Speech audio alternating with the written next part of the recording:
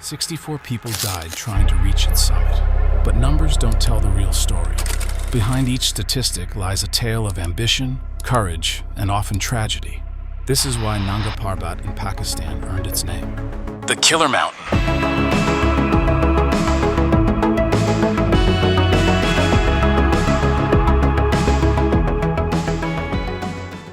In 1934, Willy Merkel led what seemed like the perfect expedition. 9 experienced climbers, 35 seasoned Sherpa porters, and an additional 600 local porters to carry 570 loads of equipment. Backed by the newly established Nazi regime, they had everything they needed to conquer the unconquerable. This meticulously planned expedition would soon become one of mountaineering's darkest chapters. After a grueling 17-day trek through snow-covered mountain passes, they established base camp at 13,000 feet in Fairy Tale Meadow. The name would soon prove tragically ironic. The team's spirits were high as they began the arduous task of establishing higher camps and ferrying supplies up the mountain. Their first taste of the mountain's deadly nature came quickly. On June 7th, climber Alfred Drexel developed severe altitude sickness at Camp 3. Despite desperate efforts to bring him down and provide medical care, Drexel died of pulmonary edema the next day. His death cast a shadow over the expedition, a sobering reminder of the thin air that would eventually claim more lives. After burying their comrade, the team pressed on. By June 22nd, they had established Camp 4 at 20,000 feet. Their progress was steady, methodical. Camps 5 and 6 followed on the steep slopes leading to Rakyat Peak. On July 4th, they reached Camp 6 at 22,800 feet. With good weather and steady progress, they estimated they were just 3 or 4 days from the summit. The dream of being first seemed within their grasp, but the mountain had other plans. On July 6th, 5 European climbers and 11 porters set out for the Silver Saddle at 23,500 feet. They established Camp 7, believing they were just hours from making history. That night, nature unleashed its fury. For 2 days, hurricane-force winds and heavy snow trapped them in their tents, their supplies dwindling with each passing hour. On July 8th, with conditions worsening and food running low, Merkel made the fateful decision to order everyone to descend to Camp 4. It was a decision that would haunt him to his grave. The descent quickly turned into a desperate fight for survival. Blinding snow reduced visibility to just 30 feet. The wind threatened to tear climbers from the mountain face. The group became separated in the chaos. 2 European climbers and 3 porters formed an advance team to break trail. They would be the only ones to reach Camp 4 that evening. Over the next several days, small groups of survivors struggled down the mountain in horrific conditions. Some made it as far as Camps 5 or 6 before succumbing to the elements. Others became trapped in higher camps, unable to descend through the deep snow and fierce winds. Each passing hour diminished their chances of survival. Hope flickered when a single porter stumbled into Camp 4 on July 14th after battling the storm for nearly a week.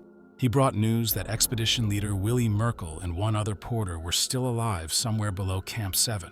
Rescuers made desperate attempts to reach them on July 15th and 16th, but chest-deep snow made progress impossible. When the storm finally cleared days later, they found Merkel's frozen body near the Rakyat steppes. His loyal porter, who had likely stayed behind to help him, was never found, another soul claimed by the mountain's eternal embrace. By July 22nd, all camps were removed from the mountain. The final toll was devastating.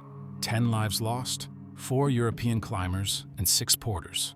The last survivor, Ang Tsering, had endured over a week of brutal conditions before reaching safety. His account of those days would chill mountaineers for generations to come. Merkel's brother Karl later wrote that the sheer protracted agony has no parallel in mountaineering history. The 1934 disaster showed the world why locals called it the Killer Mountain. Yet despite this tragedy, attempts to climb Nanga Parbat continued. The mountain would not be successfully summited until 1953, nearly 2 decades after Merkel's ill-fated expedition. The mountain's message was clear. Those who dare to challenge its heights must be prepared to pay the ultimate price.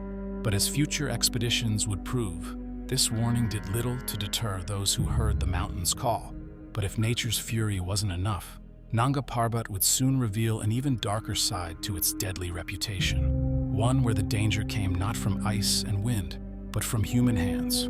On a warm summer night in June 2013, nearly 60 years after that first triumphant ascent, the mountain would bear witness to a tragedy unlike anything in mountaineering history. This time, death wouldn't come from the mountain's treacherous slopes, but from the darkness below. Chen Honglu, a Chinese-American climber, zipped up his tent at base camp and let out a contented sigh. He'd dreamed of this moment for years. In nearby tents, his fellow adventurers from Ukraine, China, Slovakia, Lithuania, Nepal, and Pakistan were going through their own evening rituals.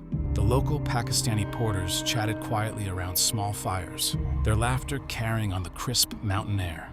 None of them could have imagined the horror about to unfold. At approximately 9:30 p.m., the peace was shattered.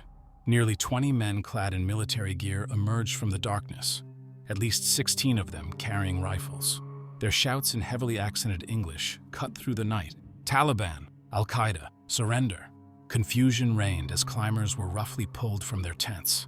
Chen Honglu, realizing the grave danger, made a split-second decision. As one of the armed men approached, Chen lunged from his tent, tackling the assailant. In the ensuing struggle, a shot was fired.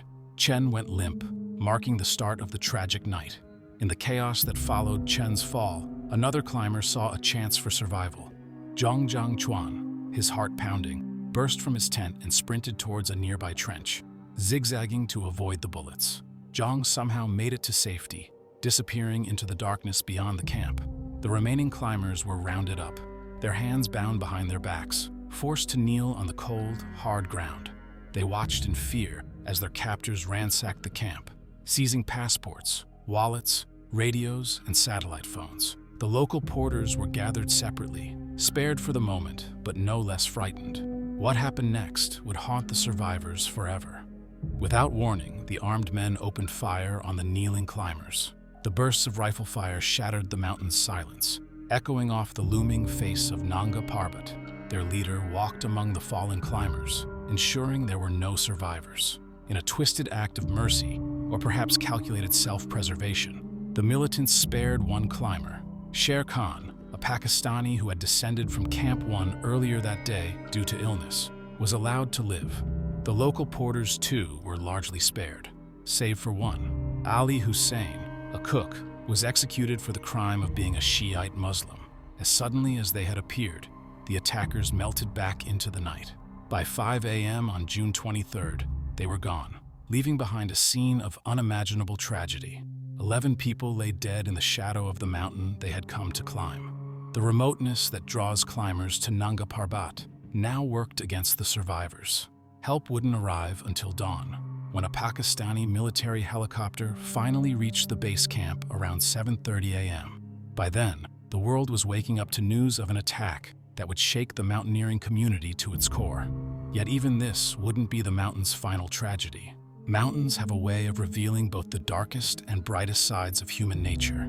In January 2018, the world would witness one of the most daring rescue attempts in mountaineering history, and one of the most heartbreaking choices a climber could face. Elizabeth Revel of France and Tomek Makiewicz of Poland were no strangers to Nanga Parbat. This was their 7th attempt to summit the mountain in winter, a feat accomplished by only a handful of climbers. Despite the dangers and previous failures, they were driven by an almost obsessive desire to conquer the peak in its most brutal season.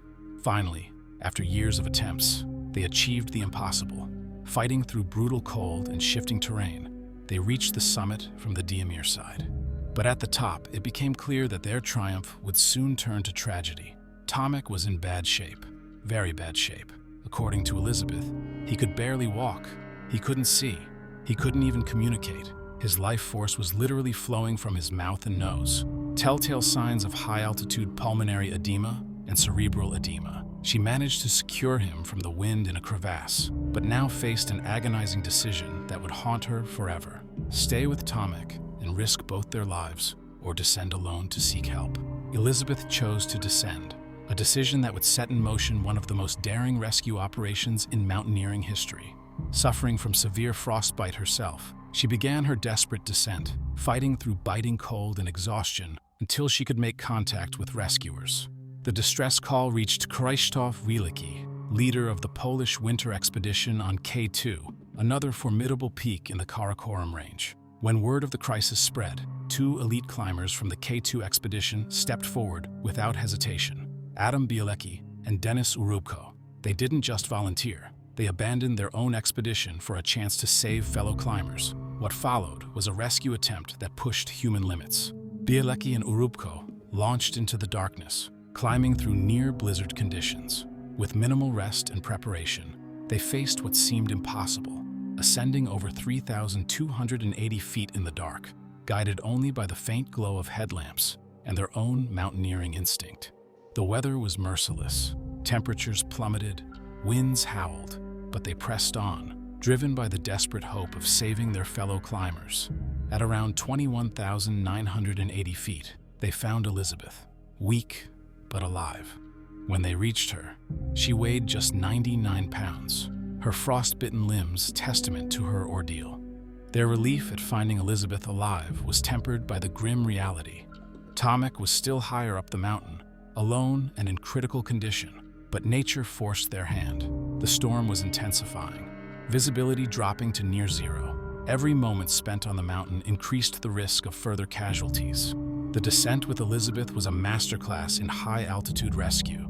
Bielecki and Urubko's combined strength and skill guided her down the treacherous slopes, one painstaking step at a time. Back at base camp, tension ran high. The climbing community worldwide held its breath, praying for a successful rescue. After hours of effort, they finally reached a point where helicopter evacuation was possible. Elizabeth was airlifted to safety, but for Tomek, there would be no miracle. No helicopter could fly at his altitude in the worsening weather. A rescue team going by foot would only be signing their own death warrant. After agonizing deliberation, the decision was made. Tomek Makiewicz would remain on the mountain he'd spent years trying to conquer. His body was never recovered, becoming one with the peak he'd finally summited. Elizabeth Revel survived, but the price of survival was steep. Her frostbite was so severe that doctors had to amputate her toes and one foot. Yet even as she recovered in the hospital, she grappled with a different kind of pain, the weight of leaving her climbing partner behind. The 2018 rescues became a bittersweet symbol of both the brotherhood of mountaineering and its brutal reality. For while Elizabeth's survival showcased humanity's extraordinary capacity for sacrifice and heroism, Tomek's death reminded the world that in the death zone, even the strongest bonds sometimes must break. Yet even as technology advances and equipment improves, the mountains continue to remind us of their lethal power. In July 2023, what began as an ambitious push for the summit would become another dark chapter in Nanga Parbat's history. The teams had made a fateful decision: skip the establishment of Camp 4, typically set at 24,270 feet, and instead launch their summit attempts from Camp 3, situated at 22,310 feet. For climbers attempting the summit without supplemental oxygen, this decision would prove deadly. Among those attempting the oxygen-less summit were 3 Polish climbers: Piotr Krauski, Paweł Kopecz, and Weimar Waldy Kowaleski. All 3 reached the summit that day. Not all would make it back down. They weren't alone on the mountain. A Lithuanian climber, Saulius Damulevicius, and an Italian team had set up an informal Camp 4 at 24,115 feet. Little did they know their tent would soon transform into an emergency aid station for struggling climbers descending from the summit. As the day unfolded, an unusually high number of climbers began suffering from frostbite, their bodies succumbing to plummeting temperatures. Flora Quenya of Peru, an experienced climber who had summited without oxygen, passed several climbers in dire distress during her descent. She witnessed firsthand the consequences of the commercial team's fatal decision to skip Camp 4. The situation deteriorated rapidly. A chilling radio call cut through the storm. Waldy Kowaleski is no longer oriented. He needs help descending. Paweł has altitude sickness. He no longer knows his name. Damulevicius's tent became a desperate refuge. Frozen climbers began to pour into our vestibule, he recalled. The raging blizzard filled the tent with snow. We served everyone tea and tried to get a handle on the situation. Around midnight, they understood that Paweł Kopecz was in the greatest danger. He lay at 24,270 feet, having collapsed just 600 feet from their tent. His legs wouldn't work. Rescue attempts were mounted, But by the time help arrived, the situation had worsened dramatically. Pavel is lying peacefully in the arms of Ilano, Damulavicius recounted. Both are breathing normally. I pour Pavel a cup of hot water. We constantly talk to him, encouraging him, telling him it's necessary to reach the tent. A pause, then the devastating realization. Pavel is not breathing. Pavel Kopech died at 3:19 a.m. on July 3rd. The oxygen cylinder requested from Camp 3 never arrived. In the aftermath, the high-altitude climbing community was forced to reflect. The chaos and tragedy highlighted the fine line between ambition and recklessness, between pushing limits and crossing them. While it's true that helping other climbers could jeopardize your own summit attempt, the question remained, is reaching a mountain's peak worth more than a human life? Yet among these tales of loss and tragedy lies a truth that few outside the climbing world can comprehend. Park Young-suk's son continues to battle his own fear of heights, searching the mountain's face for any trace of his father. But perhaps he understands now what his father meant when he said, "Climbers should be in the mountains until death comes." Some might call it madness. Why do they return? Why, after witnessing death, after losing friends, after seeing the mountains claim the best among them, do climbers still answer that call? The answer lies in something primal, something that modern society has nearly stripped from us. These peaks represent the last true arena, where man can test himself against nature in its purest form. There's no faking it at 26,000 feet, no shortcuts, no participation trophies, just you, the mountain, and the raw truth of whether you're good enough to survive. Up there, in the death zone, everything is stripped away. Your true character emerges when the wind is howling at -50 degrees Celsius, when every breath is a struggle, when each step could be your last. It's in these moments that climbers find what they're truly seeking, not just the summit, but something deeper, more profound. For those who answer the mountain's call, it's not about cheating death, it's about truly living. In a world of comfortable mediocrity, these peaks offer something rare: genuine challenge, real danger, authentic achievement.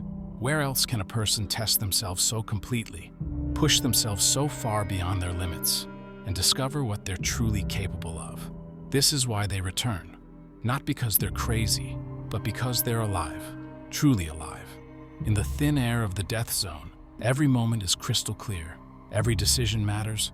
Every action has consequence. It's raw, it's real, it's pure. The mountains don't care about your resume, your social media following, or your bank account. They demand everything you have, and sometimes more. Yet for those who hear the call, the risk isn't just worth it. It's necessary. Because in these deadly peaks, these towers of rock and ice, they find something that the modern world can't provide: absolute truth. So let the critics call it madness. Let them question why anyone would risk everything for a few moments on a frozen peak. Those who know, those who have felt the mountain's call in their blood, they understand. This isn't about conquering mountains, it's about conquering yourself. And as long as these peaks pierce the sky, as long as there are those who seek more than the comfortable mediocrity of modern life, they will come. They will test themselves against nature's ultimate challenge. They will risk everything for those precious moments where life is stripped to its essence, where every breath is earned, where every step forwards is a victory. Because in the end, that's what the mountains offer.